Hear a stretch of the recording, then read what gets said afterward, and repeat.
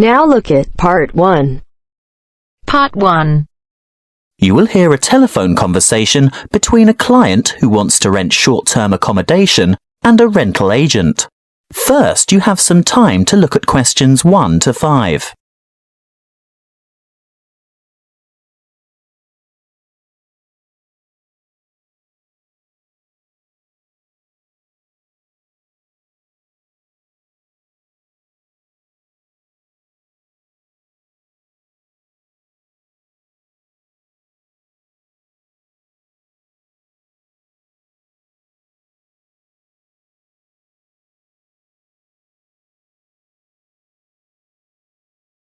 Now we shall begin.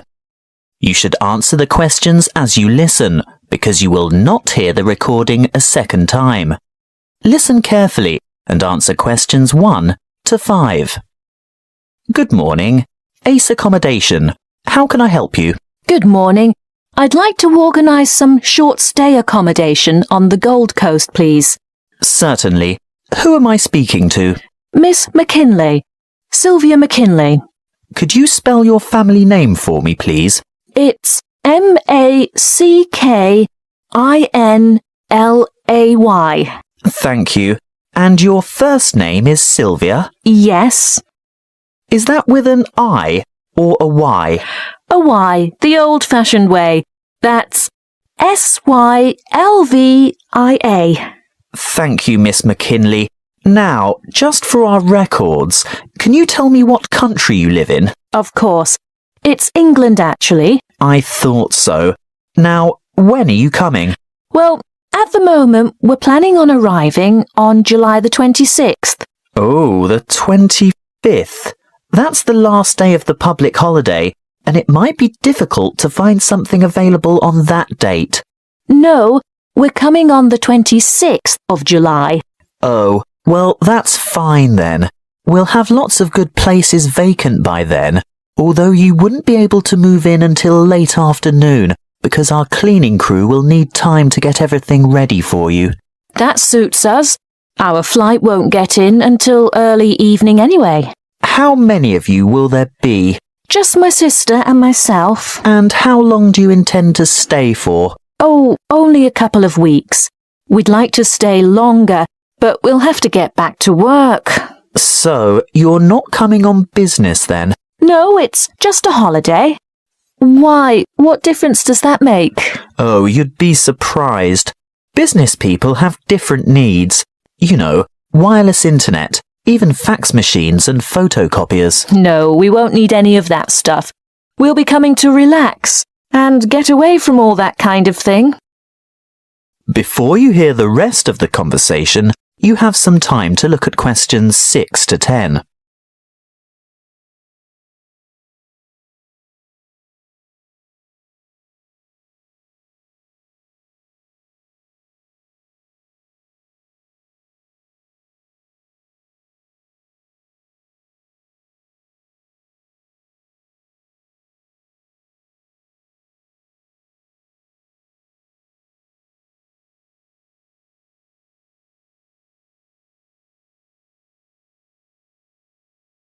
Now listen and answer questions 6 to 10. Good. Now, what exactly are you looking for? A house, a duplex, or an apartment? What's a duplex? Oh, that's what you might call a townhouse or a unit. You know, 2 houses semi-detached on the same property. Oh, I see. I think an apartment will suit us just fine. And how many bedrooms? 2. 1 or 2, it depends on the size. My sister and I don't mind sharing if it's a decent-sized bedroom with 2 beds. Well, that makes it easier. And car parking? Will you require a lock-up garage? They're a little harder to find with an apartment. We'll have a hire car, and as far as I know, there are no regulations concerning car parking. I think as long as it's not parked on the street and it's secure, there shouldn't be any problems. OK. Now, I'm assuming you want something by the beach. Yes, that's the idea. We want to enjoy the surf, sand and sunshine. OK, But before we settle on an area and discuss your price range, I'll need to know about other necessities. What do you mean? Well, for example, do you want to be close to a shopping mall or the casino or the fun parks? Or do you want to be in a complex with or near a swimming pool? No, none of that really matters to us. But we'd like to have reasonable access to the motorway so that we can drive up to Brisbane to visit friends there. Well, there are quite a few lovely small towns to choose from. There's Main Beach, which is north of Surfer's Paradise, or Mermaid Waters, which is a bit further south, or Palm Beach, which is quite a bit further south. Mermaid Waters sounds delightful. Is it close to the motorway? Well, not really. The M1 is actually closest to Palm Beach, and prices are likely to be more reasonable there too. That's settled then. Palm Beach it is. Now, if you'll just give me your email address, I can send you information about the town and lots of photos. Well, my email is smac13@hotmail.com. And one final thing. How much are you looking to spend per week on accommodation? Do you want something at the luxury end of the market? You know, newly redecorated, great views, all the mod cons? Not necessarily. Could we get something clean, comfortable and reasonable for $1,200 a week? Could you stretch that to $1,500 a week? I've got a property in mind that you'll absolutely love, but you'd have to go to $1,500. $1,200 wouldn't cover it. All right then, but that's our top limit. Good. I'll get onto this straight away, and there should be something in your inbox shortly. That is the end of part 1. You now have half a minute to check your answers.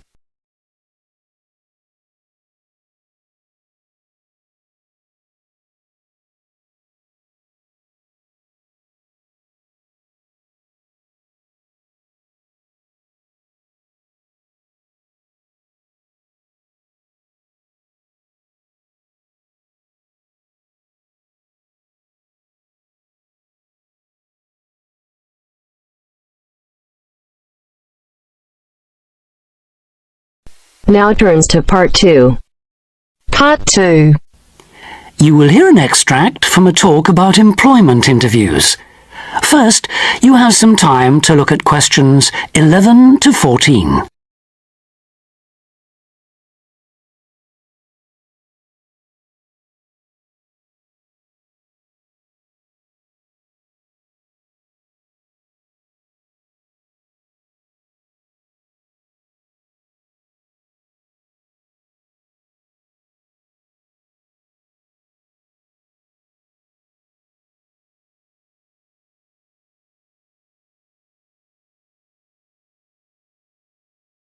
Now listen carefully and answer questions 11 to 14.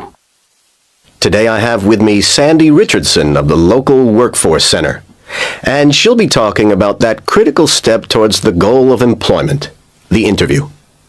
Sandy, what is an interview for, and what's the best way to approach it?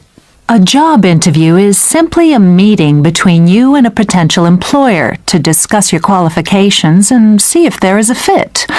The employer wants to verify what they know about you and talk about your qualifications. If you have been called for an interview, you can assume that the employer is interested in you. The employer has a need that you may be able to meet, so it's your goal to identify that need and convince the employer that you're the one for the job. As everyone knows, interviews can be stressful, but when you're well prepared, there's no reason to panic.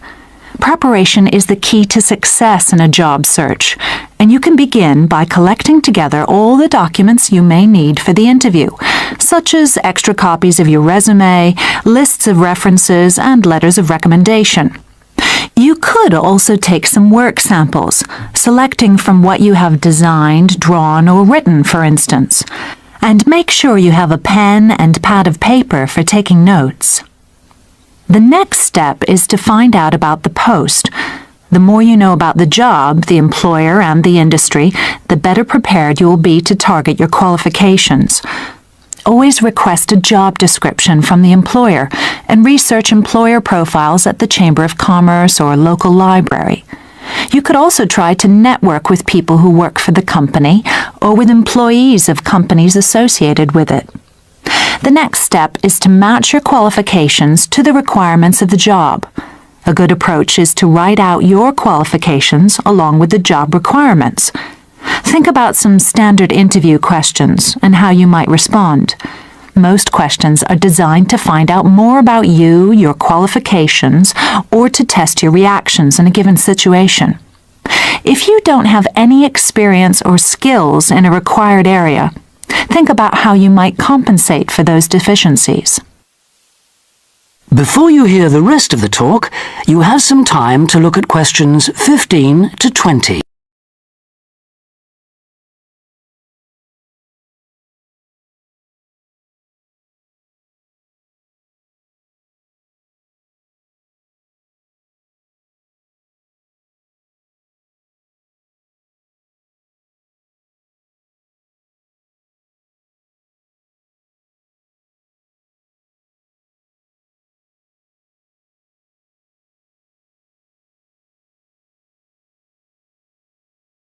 Now listen and answer questions 15 to 20. During an interview, it's important that you be yourself. Get a good night's sleep and plan your travel to be there in plenty of time so that you're not arriving out of breath with 30 seconds to spare. Don't, though, present yourself for the interview too early, 10 minutes at most. In the interview, listen carefully to each question asked. Take your time in responding and make sure your answers are positive. It's important to express a good attitude and show that you're willing to work, eager to learn, and are flexible. If you are unsure of a question, don't be afraid to ask for clarification. In fact, it's sometimes a good strategy to close a response with a question for the interviewer. In general, focus on your qualifications and look for opportunities to personalize the interview. Briefly answer questions with examples of how you responded in comparable situations, from either your life or previous job experiences. Something you should avoid are yes or no responses to questions, but don't dwell too long on non-job related topics. Use caution if you are questioned about your salary requirements. The best strategy is to avoid the question until you have been offered a job. Questions about salary asked before there is a job offer are usually screening questions that may eliminate you from consideration, so be warned. On the other hand, it isn't inappropriate to show your enthusiasm if your first impressions of the interview and of the employer are good ones. So, if the job sounds like what you are looking for, say so. Keep in mind that the interview is not over when you are asked if you have any questions. Come prepared to ask a couple of specific questions that again show your knowledge and interest in the job. Close the interview in the same friendly, positive manner in which you started. When the interview is over, leave promptly. Don't overstay your time. Think about the interview and learn from the experience. Evaluate the success and failures. The more you learn from the interview, the easier the next one will become. You'll become much more confident. To close, here are a few more tips. First, maintain good eye contact throughout the interview and be aware of nonverbal body language. Second, dress a step above what you would wear on the job. Go to the hairdressers, have a shave, etc. Remember that your appearance is a key indicator of whether you have the right attitude, so it can pay to give some thought to how you look. And finally, don't be a clock watcher. That is the end of part 2. You now have half a minute to check your answers.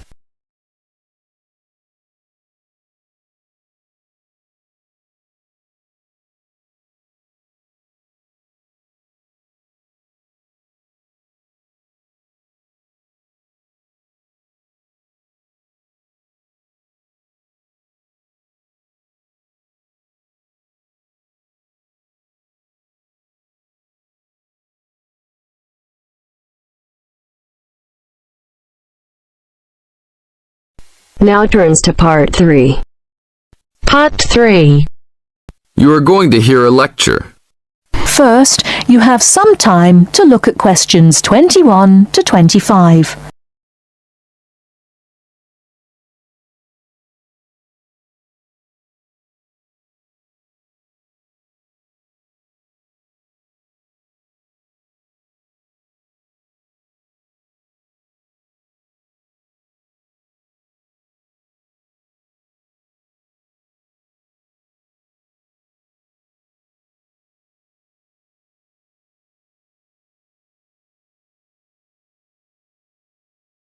Now listen carefully and answer questions 21 to 25. I'd like to introduce Rebecca Bramwell, an artist and illustrator who has come along today to talk to you all about getting your first job or commission as an artist. Over to you, Rebecca. Thank you for inviting me. I remember when I graduated back in 1983, I was very excited about getting my first commission. My degree was in fine art, and I'd worked long and hard to get it. I was an enthusiastic student, and I never found it difficult to find the incentive to paint. I think as a student, London being settled by the Romans explains their lust for blood. By about AD 200, the administration of Britain was divided in two. York became the capital of Britannia Inferior and London of Britannia Superior. Around the same time, the city also acquired its famous walls, probably about 20 foot high. Why did they build such high walls?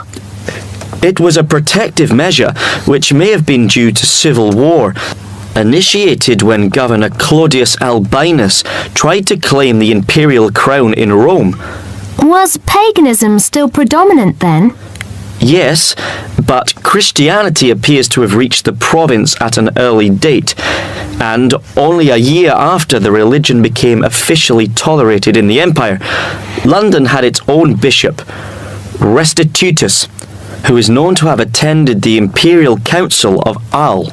You really delve deep. I think you'll do well on your tutorial paper. Good luck, David. Thanks. Good morning all. Welcome to our regular lecture on health issues. This series of lectures is organised by the Students' Union and is part of an attempt to help you stay healthy while coping with study and social life at the same time.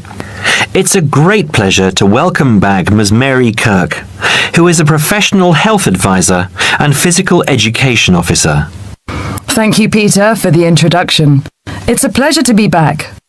Today we're going to discuss the benefits of exercise. University life is hectic and stressful. It also involves a lot of sedentary work, that is, sitting for many hours at a time. What I'd like to focus on is how to approach exercise, not only from the aspect of health benefits, but also as a form of stress relief. I know it's hard to organise your time around studies and socialising, but you can socialise while exercising. If you have an hour free in the morning, afternoon or evening, it would be a good idea to get together with your friends and create a sports team. Before you hear the rest of the talk, you have some time to look at questions 26 to 30.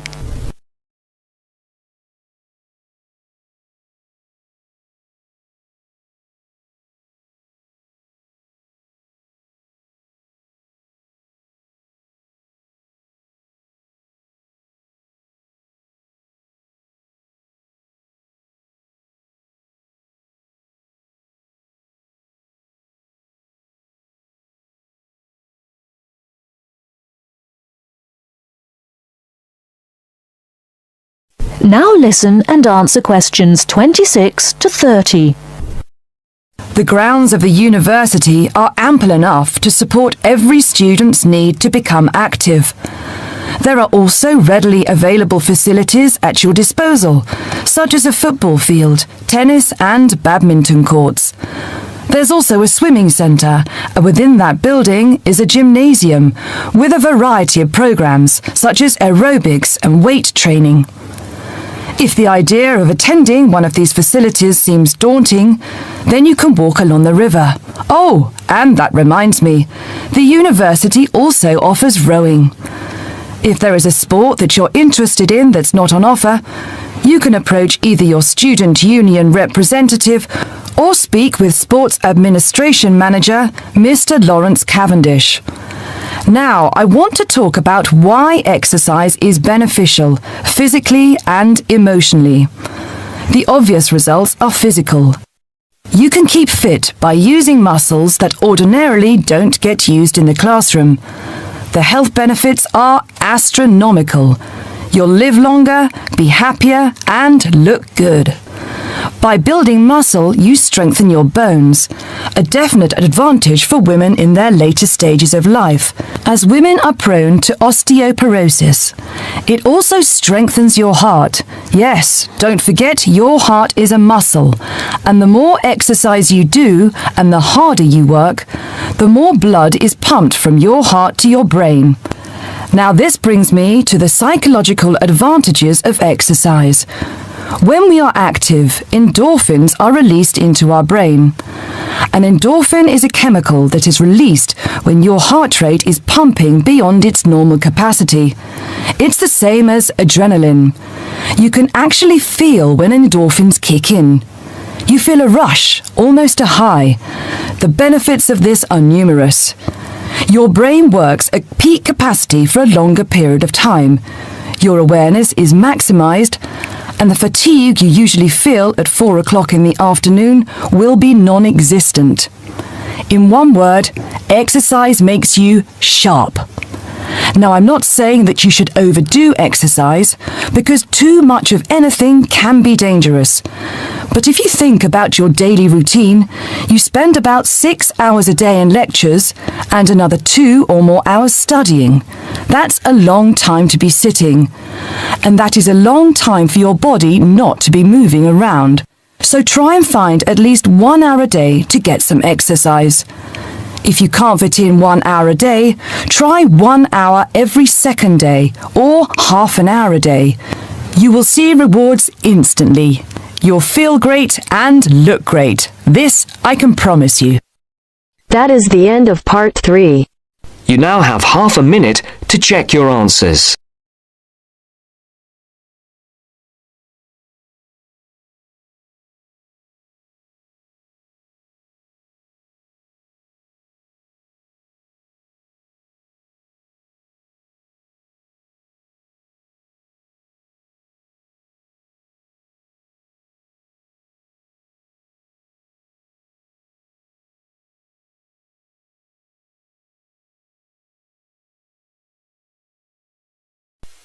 Now turns to part 4.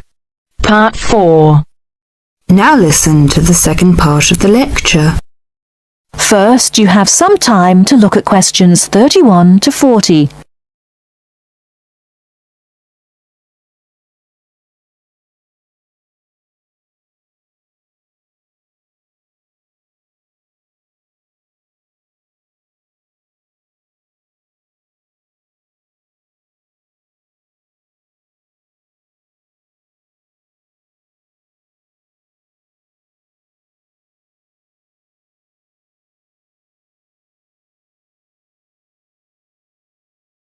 Now listen carefully and answer questions 31 to 40. Many typically American characteristics, individualism, self-reliance, informality, punctuality, and directness, are a result of those values mentioned earlier. Other national traits could also be identified, however. 1. Americans cooperate. Although often competitive, Americans also have a good sense of teamwork and cooperate with others to achieve a goal. 2. Americans are friendly, but in their own way. In general, friendships among Americans tend to be shorter and more casual than friendships among people from other cultures. This has something to do with American mobility and the fact that Americans do not like to be dependent on other people. Americans also tend to compartmentalize friendships, having friends at work, family friends, friends on the softball team, etc. 3. Americans ask a lot of questions, some of which may to you seem pointless, uninformed, or elementary. Someone you have just met may ask you very personal questions. No impertinence is intended. The questions usually grow out of a genuine interest. 4. Americans tend to be internationally naive. Many Americans are not very knowledgeable about international geography or world affairs. They may ask uninformed questions about current events and may display ignorance of world geography. Because the US is not surrounded by many other nations, some Americans tend to ignore the world. 5. Silence makes Americans nervous. Americans are not comfortable with silence. They would rather talk about the weather than deal with silence in a conversation. 6. Americans are open and usually eager to explain. If you do not understand certain behavior or want to know what makes Americans tick, do not hesitate to ask questions. Just as values and traits differ somewhat from one culture to another, so do the personal habits associated with good manners and courtesy. While very often there does not seem to be any particular reason why a particular way of doing something is considered good manners, observing these cultural rules will make Americans more comfortable with you, and therefore you with them. It is, of course, impossible to cover all the possibilities here. If you are unsure in a situation, just ask. Americans like to be helpful. 1. Queuing up or lining up is essential. Courtesy requires that you do not push from behind, stand next to the person being helped, or cut into a line. If you should accidentally bump someone, you should say, "Excuse me." 2. Americans blow their noses into a tissue. Spitting, clearing phlegm, or sniffing as from a cold are considered rude. 3. It is considered poor manners to slurp, chew noisily, or open your mouth while chewing. 4. Questions are seen as a good way of getting acquainted, but questions about a person's age, financial affairs, cost of clothing or personal belongings, religious affiliations and sex life are considered too personal for questioning, except between very close friends. 5. Men generally do not hold hands or link arms in public with other men. This is somewhat more acceptable between women and quite common between men and women. Now, a few words about personal safety. Unfortunately, in the US, one must be aware of crimes. It is wise to be especially careful until you are familiar with the community in which you live. Remember that good judgment and common sense can significantly reduce chances of having an unpleasant and perhaps harmful experience. Basic safety rules include the following. 1. Do not walk alone at night. 2. When you leave your room, apartment, or automobile, make sure that all doors are locked and all windows are secured. 3. Do not carry too much cash or wear jewelry of great value. 4. Never accept a ride from a stranger. Do not hitchhike and do not pick up hitchhikers. 5. Be careful of purses and wallets, especially in crowded metropolitan areas where there may be purse snatchers and pickpockets. 6.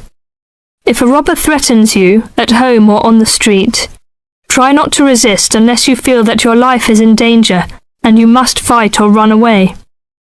Give up your valuables as calmly as you can and observe as much as possible about the robber to tell the police when you report the crime.